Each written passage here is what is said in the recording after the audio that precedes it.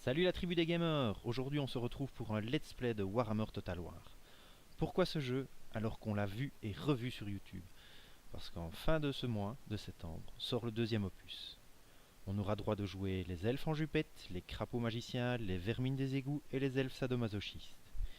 Ici je vais vous montrer un début de campagne avec la race la plus simple à jouer pour moi, les morts-vivants. Ils ne fouillent pas, ils ne râlent pas, ils ne sont pas sympas, ils ne s'encombrent pas de valeurs désuètes comme l'honneur, la chevalerie ou la cueillette des framboises. Ils ne brillent pas au soleil et ils cassent des gueules, c'est tout ce qui me plaît. En 30 minutes, je vais vous montrer un jeu sans rentrer dans tous les détails. De toute façon, la diplomatie, c'est pour les elfes. C'est parti. Donc, on se retrouve avec Vlad von Karstein, général et seigneur des armées. On va essayer dans un premier temps d'agrandir ses possessions. À l'heure actuelle, nous possédons la ville de Schwarzhafen, c'est compliqué à dire, et on va essayer de déclarer la guerre à la faction mort-vivant également de Tempelhof pour reprendre la province en entier. Bon, ici j'ai déjà commencé par les arbres technologiques, j'ai déjà recruté quelques troupes et on va pouvoir assez rapidement partir au combat. Bon, le premier tour est déjà réglé, j'ai déjà fait ce qu'il y avait à faire. C'est parti. Ce système de tour par tour permet en carte stratégique de pouvoir observer la situation et là on voit déjà qu'une armée de Tempelhof est près de chez moi. Je vais directement les attaquer, on n'est pas là pour faire de la fioriture. On leur déclare la guerre, ceci c'est l'écran de diplomatie et je n'en parlerai pas beaucoup cette fois-ci. Ils fouillent évidemment puisque mon armée est beaucoup plus puissante que la leur. Voilà, comme on voit pour le déploiement de bataille, ici se trouve l'équilibre des forces. Les jaunes c'est moi, les rouges c'est eux. En clair, il n'y aura pas grand intérêt à regarder cette bataille. Je vais leur rouler dessus et je vais laisser simplement une résolution automatique faite par l'IA. On a donc directement le choix entre trois possibilités en cas de victoire. Que faire avec les prisonniers? Les dominer pour renforcer les unités? Mes unités n'ont rien ramassé donc c'est pas nécessaire. Les assassiner pour pouvoir augmenter le commandement, chose qui est très importante chez les morts-vivants, chez toutes les races d'ailleurs, ou encore restituer les prisonniers pour avoir de la magie noire en plus. Je ne suis pas très porté sur libérer les prisonniers, moi j'aime bien les assassiner. Voilà, une bonne chose de faite. On va pouvoir directement, voilà, on récupère des objets magiques, on va pouvoir directement attaquer la zone suivante. Je ne prends pas trop le temps de vous expliquer ici, mais il existe pour chaque général des arborescences de talents à pouvoir débloquer. Étant un aficionados du combat bien bourrin, je vais juste augmenter son armure et sa capacité à gérer au corps à corps. Bon, ben voici déjà un tour de fait. On peut passer à la suite. Ok. Donc, on peut voir sur cette carte stratégique que dans un premier temps, je vais m'occuper des nations mort-vivantes présentes ici. Plus à l'ouest, on peut retrouver des nations humaines que nous allons annexer, bien entendu. Mais tout d'abord, on va mettre de l'ordre chez soi. Voilà. Plutôt que d'aller buter sur les murailles du château de Tempelhof, qui sont également défendues, je vais directement aller attaquer une petite ville annexe. Tout est bon, tout se débrouille. Je ne peux pas encore ressusciter beaucoup de cadavres. Et ouais. Voilà, je vais entraîner des chauves-souris qui me permettront, dans le cadre du siège, de passer sur les murs sans avoir besoin de tours de siège, de béliers ou même de belles échelles. Voilà. Alors, que nous dit-on maintenant? Ils vont tenter de demander la paix, et je ne suis pas du genre à être pour la paix dans les chaumières. Voilà. Ma première technologie a été recherchée, je vais directement enchaîner sur la deuxième de cet arbre-ci, qui permet en fait de renforcer les unités de type horreur, animaux bizarres, des morts vivants. Voilà. Je fonce directement sur la ville suivante, tout en continuant. Voilà. Alors, mon autre général va venir en renfort et va surtout se déplacer de province pour voir s'il n'y a pas mieux à ressusciter dans le coin. On peut déjà avoir une unité de squelettes, c'est déjà pas mal. Habituellement, je me base sur une infanterie assez forte pour pouvoir fixer l'adversaire et pouvoir utiliser mes unités plus mobiles pour leur charger dans le dos et leur faire un maximum de dégâts. Ok, nous en sommes déjà bien avancés. Voilà, nous sommes tour 5. Je vais directement aller prendre cette ville qui encore une fois est mal défendue par rapport à l'armée que j'ai. Je ne vais donc pas vous montrer cette bataille qui n'aura rien de palpitant. Voilà. Ici je suis dans une optique où je souhaite acquérir du territoire et où je n'ai pas forcément besoin de beaucoup de magie noire. Je vais donc occuper simplement la ville sans la piller, ce qui me permettra d'avoir un ordre public plus haut. Ça empêchera d'avoir facilement des rébellions qui plopent un peu partout, alors que je souhaite m'étendre vite. Voilà. Il a encore pris un niveau, on lui fait mieux casser des gueules, et c'est très bien. Bon, on voit que là, on a une armée qui est un peu plus intéressante à combattre. Voilà. Ok. Là, ça devient un peu plus tendu, puisque je vais devoir faire des choix pour attaquer d'un côté ou de l'autre. Ouais. On va reculer cette armée-ci qui n'est pas très forte. Voilà. Je joue assez vite ici, hein, parce que j'aimerais vous montrer des choses intéressantes et les débuts de campagne ne sont pas toujours géniaux. Ok. Très bien. Insurrection. Et je vais recruter plus d'infanterie. Voilà. Alors, le château de Tempelhof, comment est-il défendu? Bon, il y a quand même pas mal d'unités. Et il va falloir que je fasse attention si je veux pouvoir m'en sortir sans trop de pertes. En début de campagne, généralement, je ne lésine pas sur la quantité d'unités à sacrifier. On n'en est pas là-dessus. Je compte vous raser après, donc je ne vais pas vous faire de pacte de non-agression. Alors, toujours demander la paix. Non, je refuse. Ok. Bon, je vais tenter de feinter et de les attirer à l'extérieur. Alors, ils ont, dans leur château, je n'aurai pas la possibilité de le reprendre facilement. Donc, ce que je vais faire, c'est que je vais tenter de les contourner, les attirer en dehors de leur château. Le risque étant bien entendu qu'ils viennent reprendre leur ville. Maintenant, j'aurai l'opportunité d'aller chercher les deux autres villes si nécessité est. Les tours s'enchaînent au début, hein. Mais vous allez voir que plus la campagne avance, plus il y aura des possibilités justement d'avoir des tours longs avec beaucoup d'actions à effectuer. Ils ne sortent pas de leur château, tant pis, on prend les autres régions. Toujours la même chose. Et toujours pas de bataille à vous montrer. Bon, il faut savoir que plus vous pouvez recommencer les campagnes autant de fois que vous voulez, l'IA n'aura pas toujours la même attitude. Et donc vous allez avoir peut-être une chose qui va se passer, puis une autre pas. Ok. On continue à donner les petits points d'expérience. Et s'il ne décide pas de sortir, on fera autre chose.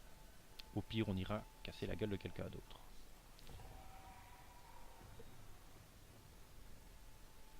Alors, ce jeu pour moi c'est un peu une Madeleine de Proust. J'ai pas mal traîné ma souris sur Empire Total War, sur Shogun Total War. Ah, là c'est moi qui suis vraiment pris en défaut, avec une petite armée de rien du tout. Ça ne servira à rien de vous montrer. De toute façon, je vais me faire ramasser. Ils ont un seigneur et les seigneurs sont extrêmement puissants dans ce jeu, contrairement aux autres Total War où généralement le général, on le planquait à l'arrière des lignes pour qu'il donne des bonus de commandement et c'est tout. Voilà, ok, merci. Ils ne souhaitent toujours pas sortir de leur château. Je vais aller conquérir l'autre région et puis je leur proposerai la paix, histoire de pouvoir déclarer la guerre à quelqu'un d'autre. Voyons voir. On occupe toujours. Voilà. Bon, ben, on a conquis toute leur région, sauf leur château principal qui est très bien défendu. Bon, ben, j'avais dit que je ferais pas de diplomatie, mais en l'occurrence ici ça peut bien m'arranger. On est en guerre, on n'a pas arrêté de leur raser leur bazar, on va leur proposer un traité de paix. Vu que je suis un vieux roublard, on va leur demander du pognon en plus. Exiger un paiement. Voilà, ça me semble bien. Ah, ils disent que c'est haut, on peut même peut-être demander un peu plus. Paiement, hop. 1500, est-ce qu'ils seraient d'accord? On change de succès haut, ça me semble pas mal. Ils ont accepté l'offre, parfait. Bon, eh bien on va se comporter en gros salopard, on va aller se mettre à côté d'une autre armée et on va l'attaquer. Voilà, on continue d'augmenter la puissance de l'autre. Et on va le faire revenir ici à côté. Et on attaquera avec nos deux petites armées l'armée de Manfred von Karstein, qui est en train de stationner juste à côté de ma ville. Ah oui, donc là j'ai quand même un bâtiment qui a été détruit. C'est normal, ils sont venus piller chez moi. On va réparer ça. Et on va surtout recruter quelques unités maintenant. Le but étant de faire une bataille intéressante. Bon. Comme vous voyez, on peut faire beaucoup de choses différentes. Voilà. Ok, toujours les mêmes arbres technologiques. Ok, donc ma mission maintenant va être de revenir auprès de ma ville principale et de forcer la seule armée des autres comtes vampires à combattre. Ils sont plus ou moins bien achalandés au niveau des unités. On aura au moins quelque chose à montrer. Voilà. Vous avez également des petits événements qui se passent comme ça, et vous pouvez évidemment choisir l'une ou l'autre solution. Voilà. Le tour prochain, je pourrai l'attaquer, et on pourra faire le nécessaire. Voilà. Bon, eh bien on va pouvoir arriver à quelque chose d'intéressant.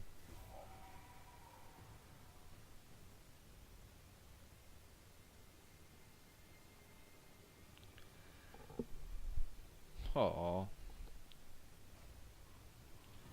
Il me vole mes batailles intéressantes. Hein? Bon. Eh bien.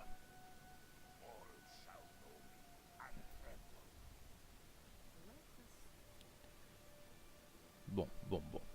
Que faire ici? Que faire ici? Généralement je vais assez vite, mais là on va un petit peu réfléchir avant de faire n'importe quoi. À l'heure actuelle, le château ici est peu défendu. Ils ont une armée qui a bien ramassé. Je peux également leur redéclarer la guerre. C'est ce qu'on va faire de ce pas. En même temps, ils nous ont donné du pognon. Voilà.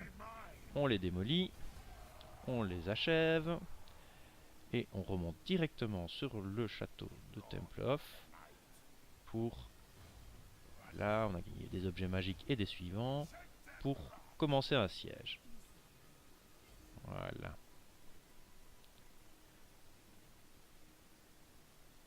Alors. Voilà. Il casse encore mieux des gueules. Ok. On va pouvoir avancer. On est déjà autour 12 ici. C'est déjà pas mal. On s'étend. Maintenant, comme vous voyez, d'autres factions sont en train d'apparaître et se baladent près de chez nous. Je vais faire la chose de façon assez rapide pour que nous ayons le temps de regarder un siège. Correct. Je vais continuer. On va même pas le faire avec du matériel de siège. On va se débrouiller pour aller donner un coup de main ici et on va directement prendre les murs. Voilà. Ok. Bon. On est parti. On va avoir un petit peu de bataille et surtout les murs apportent une situation stratégique intéressante. Je vais vous raconter quand même un petit peu pourquoi j'ai choisi ce jeu-là. Il faut savoir que c'était inévitable l'intérêt pour ce jeu. J'ai traîné ma souris sur Empire Total War, sur Shogun 2, et en plus de ça, j'ai fait Partie des masses d'adolescents qui ont préféré dépenser quantité d'argent de poche en figurines hors de prix, puisque Warhammer Total War, il y a Warhammer, cette franchise de la société Game Workshop qui vend des figurines et propose un jeu de stratégie sur ces figurines à peindre. Alors, si vous n'êtes jamais rentré dans le genre de magasin, je vous encourage à le faire, pour l'expérience sociologique. Vous y trouverez des gens super sympathiques, quoique un peu bossus à force de peindre des yeux sur des figurines de 20 mm. En y mettant les pieds, encore récemment, c'est une vraie Madeleine de Proust que j'ai pris en plein visage. L'odeur de peinture, d'adolescents n'ayant pas encore compris l'utilité du déodorant, et les blagues graveleuses suivies d'un rire gras, m'ont fait faire un bond dans le temps, de 15 ans en arrière. C'est quand même sympathique de se dire qu'il y a des choses qui ne changent pas. Maintenant, je ne souhaitais pas hypothéquer un rein pour m'y remettre, donc je suis ressorti assez vite. Mais voilà, c'est toujours intéressant de voir comment les situations évoluent. Bon, en face de moi, ça va quand même aller relativement vite. Je vais vous faire grâce de certaines considérations tactiques sur ce genre de situation. Voilà, je vais commencer le déploiement. Sur ce genre de situation, j'ai une petite tendance à bourrer dans le tas, puisque l'important ici va être de prendre le fort, et je vais surtout sacrifier des troupes qui ne sont pas amenées à avoir de très longue durée de vie, et que je risque de remplacer rapidement dès que les arbres technologiques permettront de faire autre chose. Bon. J'ai une super cavalerie, et j'ai surtout énormément d'unités volantes. Donc je vais d'abord envoyer mes troupiers de base prendre le gros de choc, et puis j'enverrai mes troupes volantes directement attaquer l'intérieur. C'est parti. On va demander à tout le monde de courir, mettre des échelles sur les murs. Voilà. Et on va dire à tout ce beau monde de courir. Mes renforts sont arrivés. Isabella, un deuxième général, ainsi que ses unités. Ok, on va simplement leur demander de monter sur un flanc. Les unités d'infanterie vont également courir prendre la ville à grande vitesse. Et je vais regrouper toutes mes unités volantes, pour ne pas les paumer, en un seul paquet. Voilà.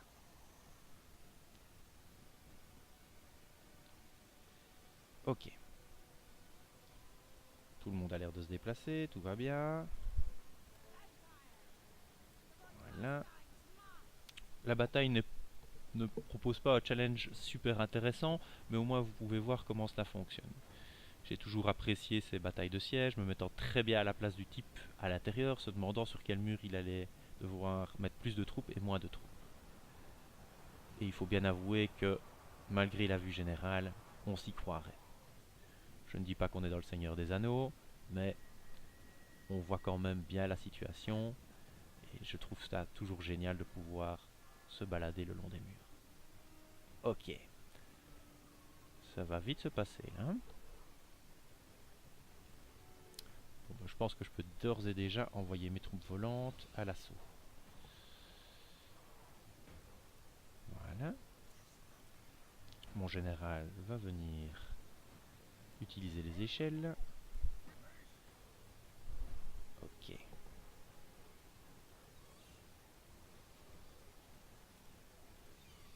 L'idéal est toujours de se retrouver en surnombre où qu'on soit, quitte parfois à laisser des unités se faire détruire ailleurs. Ah, je prends des flèches. Voilà.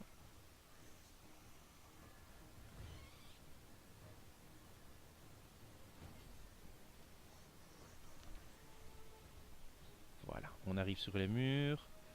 Alors ici, on parlera souvent en stratégie de micro-gestion et de macro-gestion. Ce que je fais, c'est surtout de la macro-gestion, à savoir que j'envoie mes troupes faire le boulot, elles trouvent des ennemis à portée, elles tapent dessus. C'est le principal. La micro-gestion sera surtout utile pour les cavaleries qui devront prendre un corps à corps puis le quitter aussi rapidement pour pouvoir cumuler leur bonus de charge à plusieurs reprises. Bon, mes héros sont déjà sur les murs. Ah, je pense qu'on peut même tenter une victoire assez rapide. Je n'ai pas envie de m'éterniser sur quelque chose comme ça. Ok. Bon, on est dans l'état d'esprit mort-vivant ici, donc c'est sombre, ça donne pas envie de rigoler. Maintenant, d'autres factions auront des villes et des cartes qui sont beaucoup plus sympathiques à voir, qui sont plus lumineuses. Ici, on est clairement dans de l'Emogoth et avec... Ah, attendez... Ouais, voilà. C'est sûr que c'est loin d'être le plus joli de tout. Je subis beaucoup de pertes ici, hein, mais je suis là pour montrer du jeu et donc je fais un peu fi de toute la stratégie. Maintenant, un siège c'est rarement sympathique et ça se passe rarement sans perte. Les murs apportent réellement un gros avantage de ce côté-là. Voilà. Leurs troupes vont de toute façon s'amenuiser, ce qui est déjà le cas. Il faut savoir que chez les morts-vivants, ils ne fouillent pas. Au lieu de fuir, ils subissent des dégâts supplémentaires quand leur morale est réduit à 0. Donc voilà. Ok. Bon bah, on a déjà fait le gros du boulot. Et donc on va aller gentiment prendre le centre où il y a le général ennemi. Voilà.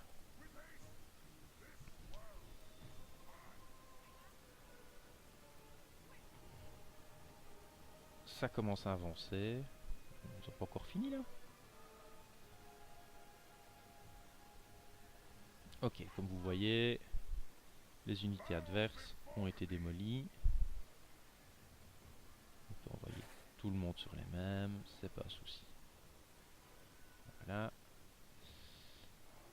Ouais, comme vous voyez, on est déjà au bout. Vous avez ici le déploiement de la bataille. On est très supérieur et ils ne vont pas faire long feu.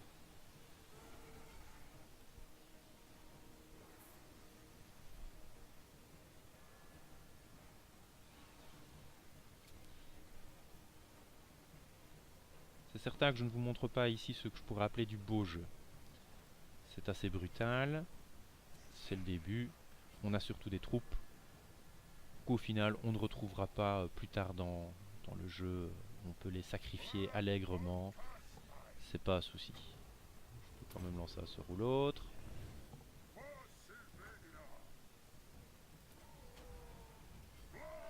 Voilà, on fait passer les choses correctement. Bon.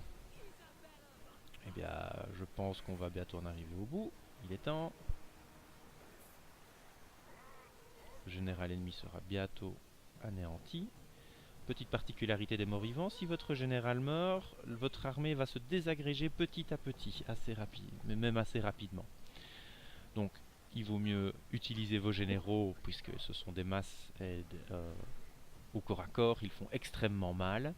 Maintenant, il faut faire attention de les préserver un minimum, de garder par exemple un sorcier pouvant le soigner à proximité.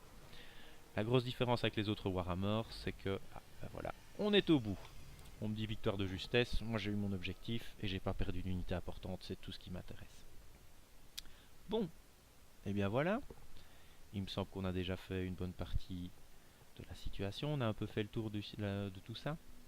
Ben écoutez, ce que je vous dis c'est qu'on va s'en arrêter là. Merci de votre attention et je vous souhaite une excellente journée et une bonne soirée. Et amusez-vous bien encore sur vos jeux vidéo.